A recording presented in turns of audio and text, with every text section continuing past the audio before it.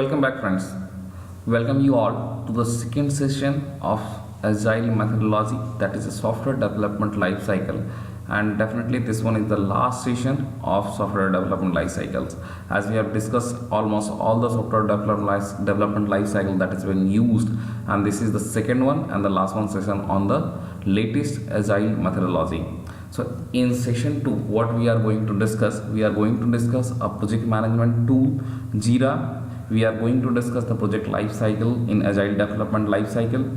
We are going to discuss some important terminology that you should be aware while working in Agile methodology. We have already discussed the Agile methodology, the evolvement of the Agile methodology, what we deliver to the customer in the Agile methodology, how Agile works, and some automation tool or some project management tools in that is being used in Agile methodology. If you want to understand, if you want to know about these all things, please visit my YouTube channel and the session 1 on Agile methodology. So let's start with the session 2. This one is a project management tool, JIRA. So how JIRA helps us to manage the project? You can see this is the dashboard of the JIRA management tool. You will see I have created here some projects, like I have created one project with name .NET development project, then second one Java development project, third one is Kanban board, fourth one is pre-board support, fifth one is production support. These are some projects I have named as these all, like the .NET development, Java development. It could be named as per your requirement, as per the sprint planner requirement. So but basically we can create multiple projects in JIRA like this. Once we have created with the projects in JIRA project management tool, that has been handled by different team or different stakeholders, but can be managed in the same JIRA software. Now we will opt one project, that is the .NET development project. We have created several projects, but we have opted only the first one project, that is the .NET development project. So what we have done in .NET development project, we have created some, you can see, issues. Once we were on the dashboard, you can see we have here this dashboard. We can create projects from here. We can create issues. Issues basically are the tasks. You can say that is the task.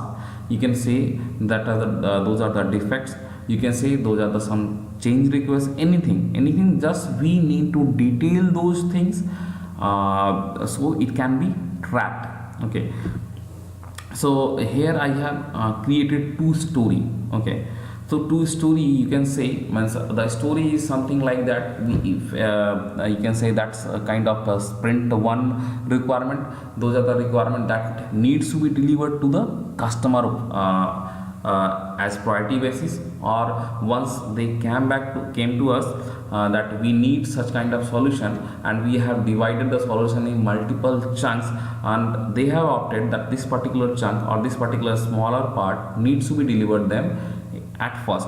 So once we are creating the issues, you can say issues, these all the activities are issues, but we can create them as a story, we can create them as a defect, we can create them as change request, anything. There is a drop down once we are creating the stories, or we can creating the issues. So what we want to create, there is a drop down where we can select it as story, it as defect, it as change request, anything.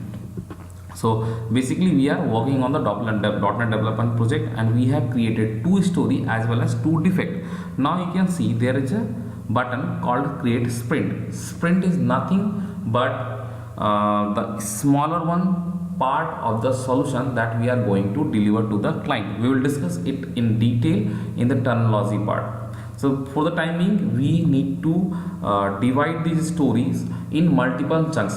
This is the whole solution that we need to deliver, and we just need to plan how we are going to deliver the solution to the client. So we have opted that the story one and the defect one is the first one part that we need to deliver to the client.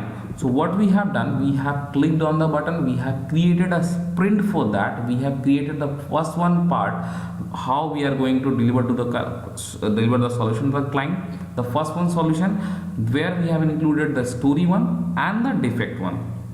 And yeah, basically the backlog is the part once we create any kind of issues, any defect, it basically comes under the backlog is the part from where we can pick up the task that we are going to deliver. If something that is not going to deliver in the first part, in the first page, or in the first sprint, that could be there in the backlog. That is basically it's a part of a sprint planning where we define the task, define the goal of the task, what we are going to deliver, how we are going to deliver, what are the smaller parts. Suppose we have to deliver a application where home and contact us page. So we have created two stories. The first one is story about the home page, the second one is story about the contact us page. So we named it as a story 1 for the home page, story 2 as the contact us page. We are going to deliver the first one, story 1, which involve the task that we need to complete in the home page. That's the requirement 1, that's the story 1, that's sprint 1 goal. So the second one, the story 2, that will be delivered, the contact us page will be there in the backlog part. Once we will start with the second one phase, once we will start with the second one sprint, we will choose this story and deliver it to the client in the second phase. So that's the sprint planning phase. You can see that I have created the first one script, .NET development project sprint 1, which these two stories, the story 1 and the defect 1, that we are going to deliver it to the client in the sprint 1. Rest all 3, I have also created one more defect 3. These 3 are still in the backlog that we will pick up in the next one sprint. Next one sprint we can plan to deliver only to the story 2, or we can plan to deliver the defect 2 and the defect 3. If there is something comes in, some defect comes in this particular sprint, or there is some change comes in this sprint, we will try to deliver, or we can incorporate that particular story and move it into the backlog, and according to the customer requirement, according to the priority, we will deliver that particular thing to the customer. And here the middle one screen that you will see, start sprint, is something once we have clicked on the button create a sprint, it asks us how long that particular sprint will go. So you can see here there is a duration button which is selected as 2 weeks. So the sprint will be of 2 weeks. I have created started this sprint on 24th December. It will go till 7th January 2018. That is of 2 weeks. And here I have written just text that complete the story 1 and the defect 1. That is our goal once we are going to deliver the sprint 1. And rest all 3 stories, one story and 2 defects are still in the backlog that will delivered in the sprint 2 or sprint 3 as per the customer requirement. So that's something called sprint planning, what we are going to deliver first to the customer, that is .NET development project sprint 1. Now, as we have already started the sprint, you can see it comes under the active sprint. And if we move to the backlog one, you will see that backlog one will still have those 3 stories, story 2, defect 2 and defect 3. But here you can see there story 1 and defect 1 is under to do. As the name itself say, that to do is something that we are going to start with the development activity, we are going to do, we are going to deliver to the customer. Okay, so there are some other parts also in progress done according to the sprint planner, or you can say the scrum master. He can create different some more stages here, like it's in to do, we can create one more stage here in between, like in development. Once someone has picked up the story 1 and he is working on that particular story could be here in development phase or in progress, you can say. Then once the development activity is completed, we can create one more phase here also, that is QA or testing. We can name it accordingly, what is well understood by each and every team member, we can say in QA. So in this particular phase. It could be tested by the testing team, it could be a unit testing, it could be a UAT kind of thing, and once these all things has been completed, we can move the story into the done. So it can easily track how much time it has taken to complete the story. Suppose I have started this particular story on 25th of December and completed it on 29th of December and moved it into the done. So you can say it has taken 4 days or how many working hours that we have taken to complete that particular story. Similarly, for this defect 1, if some other developer has taken that particular defect, he can work on that. But as you can see, it has been taken by someone, it has also taken by someone, so they can work on these stories. And you can say once we are moving day by day on this sprint, you can see here is a timer that shows us how much days is remaining to complete this particular sprint. And once we are done with all these activities, we can click on the button complete sprint, and that sprint gets completed, and we can move to the next one sprint. Now the some terminology that we have, which I have told that we will discuss, that we should know about, we should know once we are working on the agile methodology. The first one is the agile project management. Agile project management is something similar to the other project management, where we have different things that we usually perform, like stand-up meetings, like scope definition, like collaboration and the communication between different stakeholders, like business person, like scrum master, between different development team. The third one is the continuous integration, continuous deployment. Continuous integration means we are developing something and we are not blocking others to work on that particular part. Means, as I said, we use different kind of automation tools. We are using we are focusing on the reusability of the code. So if we have something written that could be used by someone else, so we check in that particular code to the repository, so he can utilize that particular part also. So it's a continuous integration. And once we go for the continuous deployment, it means that we are deploying regularly, sometimes in a day 3 or 4 times, deploying the solution to the you can say on the production environment or non-prod environment, where it's been used by business persons. We can understand, yeah, this particular part has been completed, or if there is something changes he needs from that particular solution, he can guide us, he can feedback us on that. Now the second one is sprint, that I am using this particular terminology from session 1 only. So sprint is a set period of time during which that particular specific work to be completed or made ready for the review. Yes, definitely what we have done once we are creating the sprint, you can see that we have picked up story 1 and defect 1.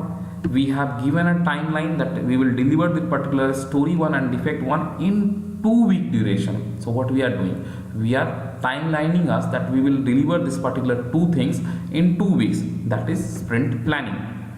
Now the backlog. What was the backlog? Once we were creating the sprint, you can see there are some stories, some defects are still in backlog. It's a bucket kind of thing which has been created in the earlier phase. We have to deliver story 1, 2, 3, 4, defect 1, defect 2, defect 3, defect 4, and we are starting with the sprint 1, but we can deliver only story 1 and defect 1 in sprint 1. So we have taken other stories in the backlog. So backlog is basically a bucket where other stories that are not being currently developed, or that are not being someone is not working on that particular stories or on defects that are in the backlog one. Build process or build pipeline. Build process or build pipeline is nothing, but it's just we should focus on the quality of the project, quality of the product. So once it will go to the production, or once it will be delivered to the client, it will go through different stages to maintain the quality of the product. So that is known as build process or build pipeline. Now the burn down chart. Burn down chart shows means it's a kind of chart, it's a kind of graphical representation that shows us how much hours we have we are the total task and hours remaining per day means we are working on some particular story or some defect on some activity.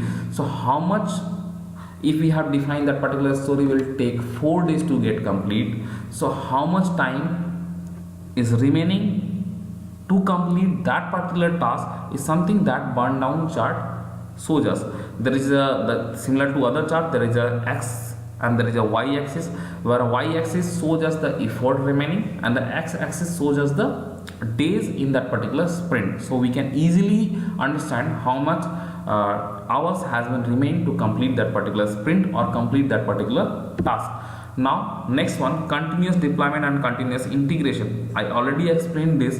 Continuous deployment is something we are writing line of code, we are writing something and we are deploying that particular code to the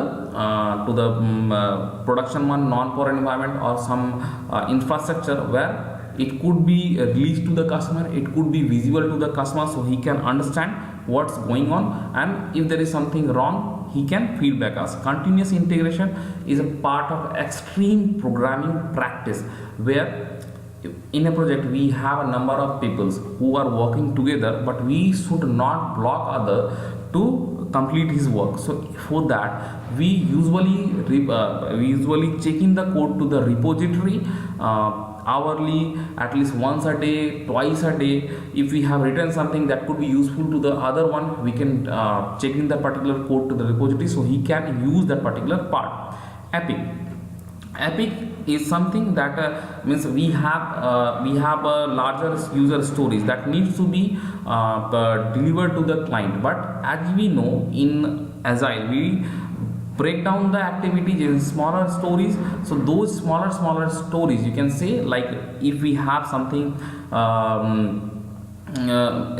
there is a chunk of stories, story 1, story 2, story 3, this comes under the one sprint. Suppose we are the people are working on the multiple projects, but those are going to deliver to the same client or those are the part of the same application. So we have created first one, suppose Epic 1 has the .NET development activity, Epic 1 has some SQL Server development activity. Then the second one is something kind of where we are supporting the defects, that is the another Epic. So if some defect has already come, that will be under the Epic 2, and if some defects are coming from the Epic 1, that will also come under the Epic 2. So this is not something but the smaller part of the stories that is known as the Epic.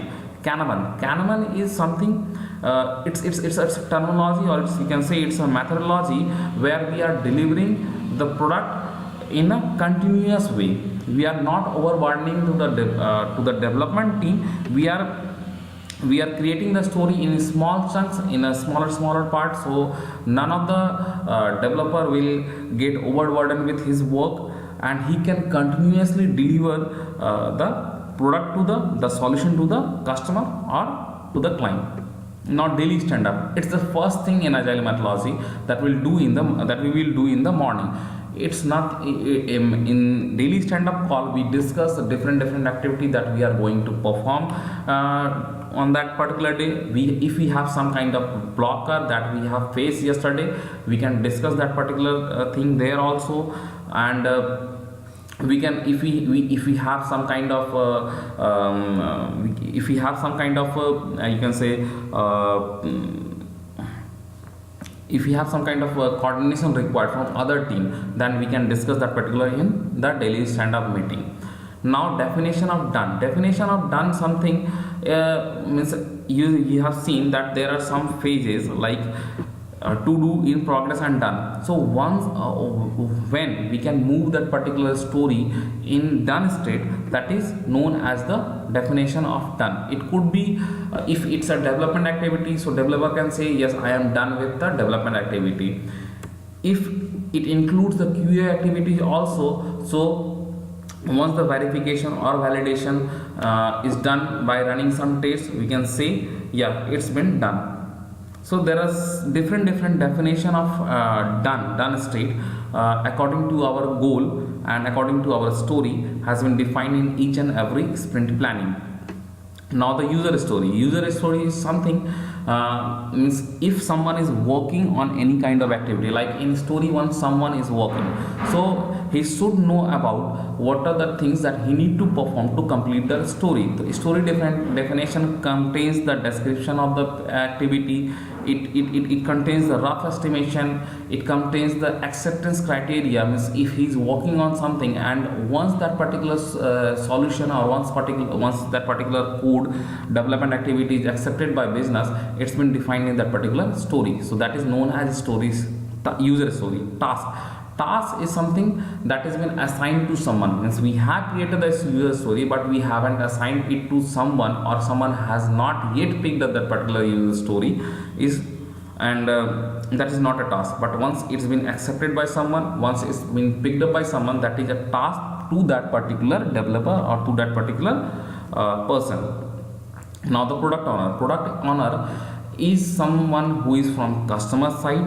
He is responsible to communicate the product vision, the requirement to the team. He can take decision on release kind of thing. He monitor the project progress and all those activity within the product. Scrum master is, you can say, in older methodology, like we have someone manager who manages us. Here the scrum master who is responsible to manage the scrum progress, means sprint progress, you can say the development deployment progress, each and every activity that is going on. The scrum master is only one person who is responsible for the progress of those particular things. Planning poker. So definitely we need to estimate the stories also, how much time it will take. So we have here the planning poker kind of game, where the different team members as well as the scrum master sit together. They provide their estimation. Suppose we have to develop the home page, and how much time it will take. Someone says that it will take 5 days, someone has said that it will take 2 days, someone said that we can get completed in 1 day. But there is a vast difference between each and every estimation. So we can play that particular game till when the estimation comes closer or not.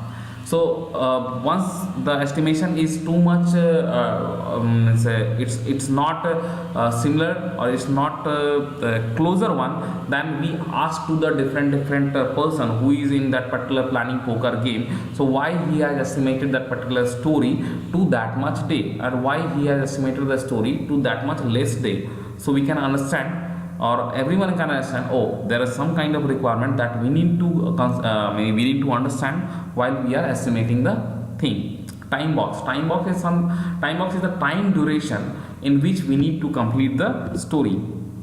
Pair programming is where two persons are working on the same system.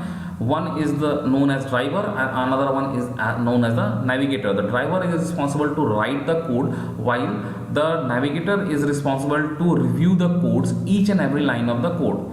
XP is the stream programming, known as extreme programming. It is a software development methodology which with the main goal of this is, XP is quality focus. We should deliver the product or the software to the customer with some extent of quality, and that is the main criteria of agile methodology. Retrospective is something, once we have done with the sprint, definitely there are some mistakes or there are some improvement area that we need to consider. So that we will discuss in a time box, in a timeline, once we are done with any sprint, so we can understand what are the mistakes we have done in our earlier sprints, how that can be improved. That is the retrospective meeting. So a positive outcome once come from the retrospective meeting, that can be utilized in our next one sprint, and we can action on that to deliver the sprint, to deliver the product to the customer very well. So we are all done with the agile methodology. This was the session 2, and as we are done with the software, all the software development life cycles. We will start with the OOPS concept in our next session, and after that, definitely for which you all are waiting, we will start with the programming thing. Till then, thank you, bye bye, and subscribe to our channel, and click on the bell icon for latest notifications. Thank you.